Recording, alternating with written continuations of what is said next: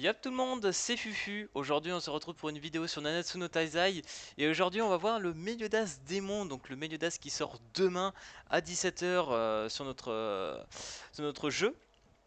Tout simplement, donc on va voir un peu tout ce qui est stats et vous parler aussi pourquoi il est bon, tout simplement. Parce que sur le live que j'ai fait dernièrement, donc cet après-midi, il y a quelques personnes qui ont peut-être pas compris certaines choses par rapport au personnage et aussi par rapport au Meliodas vert. Donc voilà, on va parler de tout ça. Donc on va commencer par exemple par les statistiques de base. Donc là par exemple on voit 542, donc là on est sur des stats vraiment hautes, dans le terme où par exemple le Banunchaku est clairement dessous. La Merline rouge qui est sortie dernièrement est à 540, donc il reste toujours un peu au-dessus. Le Gaozer rouge par exemple est toujours un peu au-dessus, mais le Gaozer rouge bah, il fera tout de même pas les mêmes dégâts, sachant que le Gaozer rouge c'est normal parce que lui il est AOE, donc forcément il vaut mieux qu'il ait un petit peu de stats d'attaque pour ça. Donc vu que lui il a un solo target, on peut dire que ça reste vraiment une très belle stat. Pareil, là on a 305 de défense, ça reste bonne stat haute. Mélène rouge, il me semble qu'elle a 320 pour faire une ordre d'idée. Le Banouchaku, il me semble qu'il en a moins aussi. Enfin bref, j'ai regardé un peu avec les autres aussi, c'est pas trop mal en termes de stats. Les HP 6210, et si je vous reprends le Banouchaku, on est plutôt dans les 7000. Voilà. Bon après je compare peut-être l'incomparable, on va peut-être me dire, mais c'est pour vous faire peut-être une petite ordre d'idée dans le genre là. 6210, donc voilà, et ça paraît un peu moins. Mais lui, il a plus de défense, par exemple le Meliodas, que le ban. Donc du coup, ça équilibre. En fait, le truc, c'est qu'il a peut-être un peu moins d'HP que d'autres, mais il s'équilibre avec une défense plutôt haute. Donc ça, c'est bien. Après, honnêtement, 6200 HP, c'est déjà pas mal. Et là où vraiment je trouve qu'il est fort, c'est la pénétration. Alors là, j'imagine pénétration, ça doit être sûrement la pénétration d'armure. 40, qui par exemple au Meliodas vert est de 10. Donc là, ça change quand même vachement. Donc pénétration, ça va être pas mal. Je sais pas si on va pouvoir profiter de ce genre de choses dans le set, par exemple. Patience 20, régénération 5. Bon, régénération et que ça soit vol de vie, c'est tout à fait normal. Le personnage n'est pas spécialement basé là-dessus. Taux de critique 15.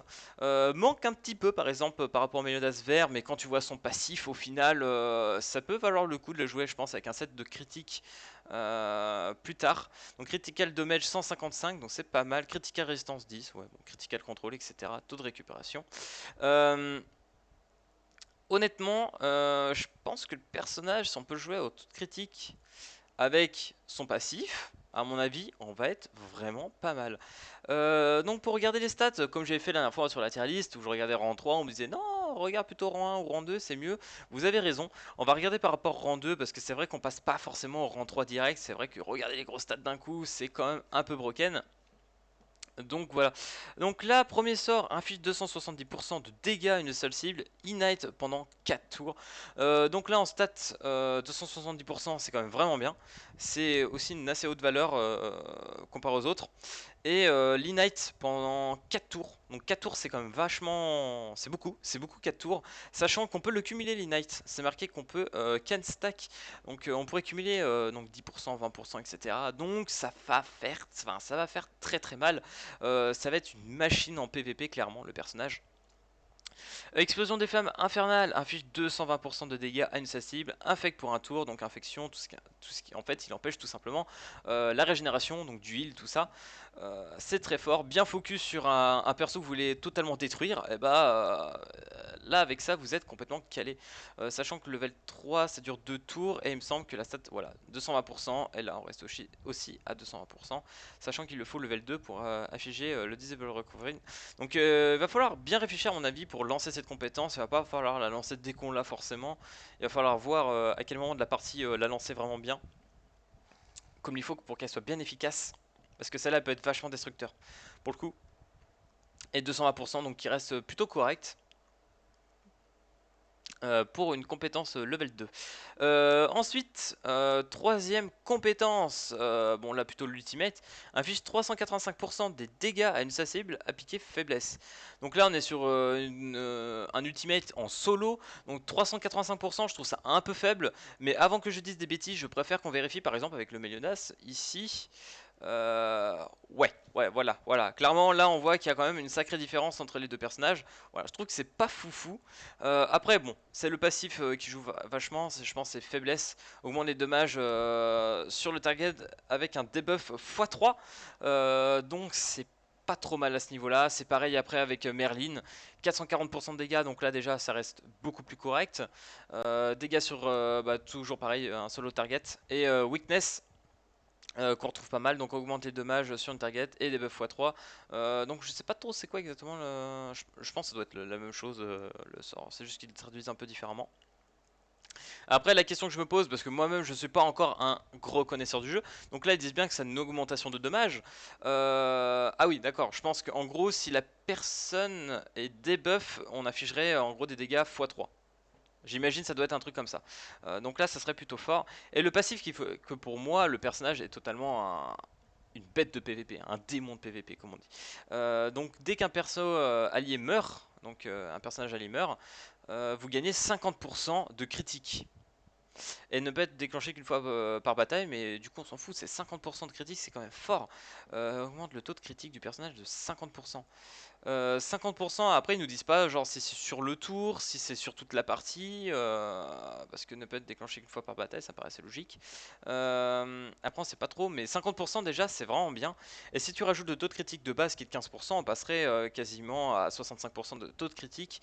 Et si vous faites les items qui vont bien avec le Meliodas, à mon avis ça va devenir un monstre sur critique et patte, sachant qu'il a déjà des dégâts monstrueux.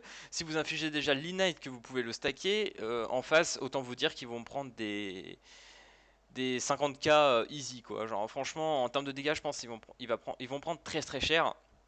Le seul petit point bémol je dirais c'est vraiment ça, le 385% de dégâts qui est pour le coup un peu faible sur l'ultimate. Mais bon, ça reste franchement un personnage très fort. Enfin, je veux dire, niveau stats, tout est fort, hein. Clairement tout est haut. Et puis pareil pour les stats ici, hein. Les pourcentages sont très élevés. Genre là, vous voyez, 450%, level 3, couplé avec un petit Gaozer rouge. Autant vous dire que là, ça va être drôle, clairement. Après, il faut que je vous avoue un truc où je me suis quelque peu trompé. Principalement pour ce que je vous disais par rapport au Gaozer bleu. Donc oui, le Gaozer bleu debuff, enlève les compétences de debuff. Donc je vous mettrai l'image à côté. Mais c'est les compétences debuff avec le crâne, mais bleu. Et pas rouge. Parce qu'en fait, ça, c'est des debuffs d'attaque que possède le Meliodas. Donc du coup, le Meliodas démon n'est même pas concerné par le Gaozer bleu. C'est-à-dire que même les gens, si vous les counter avec le Gaozer bleu, ça va pas marcher. Donc... pour le coup, ça va. Bah, du coup, il est fort en fait. Du coup, je me suis trompé en live. Je me suis goré là-dessus. Et du coup, bah, il n'y a pas grand-chose qui va counter le personnage, si vous voyez où je veux en venir. Ouais, ça va être un sacré monstre du PVP. On va pas se mentir. Après, la deuxième option que je voulais dire, où vous devez faire quand même assez attention, c'est que pour ceux comme beaucoup de monde comme moi, on a reroll pour avoir le Meliodas vert. Et le problème, c'est qu'on ne peut pas jouer le Meliodas démon et le Meliodas vert. Donc pour ceux qui ont monté par exemple le Meliodas vert level 65-70, bah vous n'allez pas pouvoir caler le Meliodas démon tout de suite, clairement. Le Meliodas démon va prendre un certain temps pour être mis. Donc est-ce que pour vous c'est important d'avoir le Meliodas démon tout de suite? Est-ce que ça vaut le coup de le try maintenant, sachant que vous avez quand même le Meliodas vert qui va rester très bon, et se passer du full counter aussi du Meliodas vert? Je pense que ça fait un peu réfléchir, donc n'hésitez pas aussi à réfléchir un peu là-dessus, genre avec vos compositions de team, est-ce que c'est important de se passer de ça? Donc ouais, je pense qu'on va se retrouver avec pas mal de compos, ne serait-ce qu'avec un Meliodas démon, avec la Merline aussi, parce que tout le monde a reroll avec la Merline. Et je me suis dit, ah bah la Merline c'est pareil, c'est du debuff. Sauf que la Merline rouge, au final, je crois que c'est une seule compétence. Voilà. Donc en gros, si vous jouez les Gaozer bleus, vous pourrez counter juste le gel.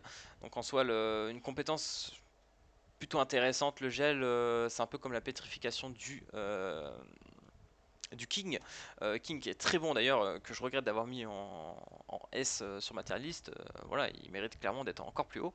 Il est vraiment très fort le personnage.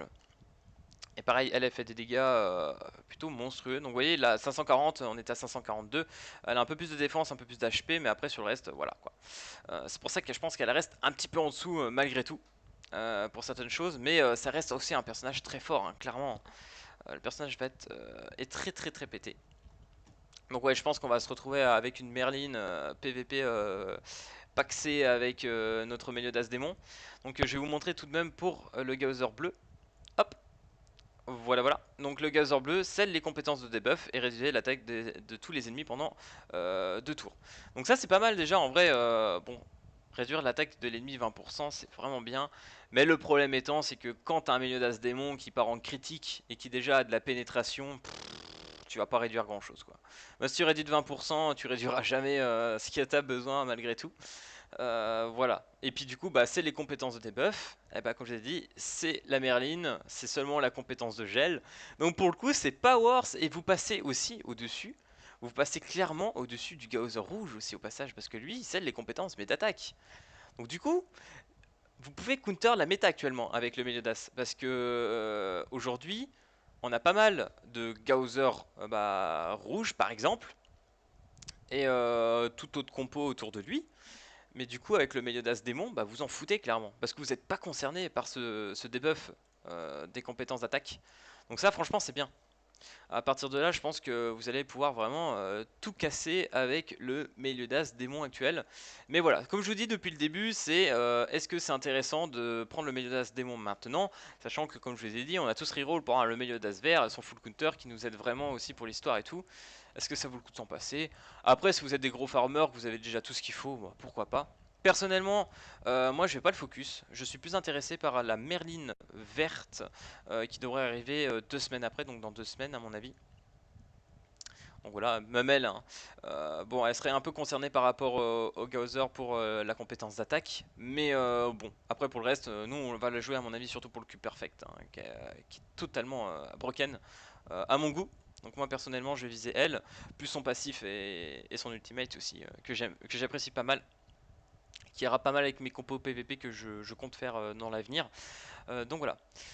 En tout cas les gars, on va finir cette vidéo ici. Je pense qu'on a assez bien parlé. C'était vraiment vous présenter le personnage du Meliodas. Je sais qu'il y a d'autres personnes qui ont déjà fait des vidéos dessus, mais à J-1 de sa sortie, je pense qu'il était assez important de parler du perso.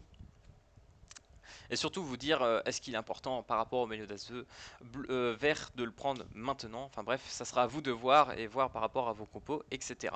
Donc du coup voilà les gars, on va se quitter ici. N'hésitez pas, comme d'habitude, à lâcher le petit pouce bleu, à vous abonner, à voir le petit Utip si vous avez un peu de temps. Et puis moi je vous dis à plus à la prochaine vidéo. Allez, tchoupine!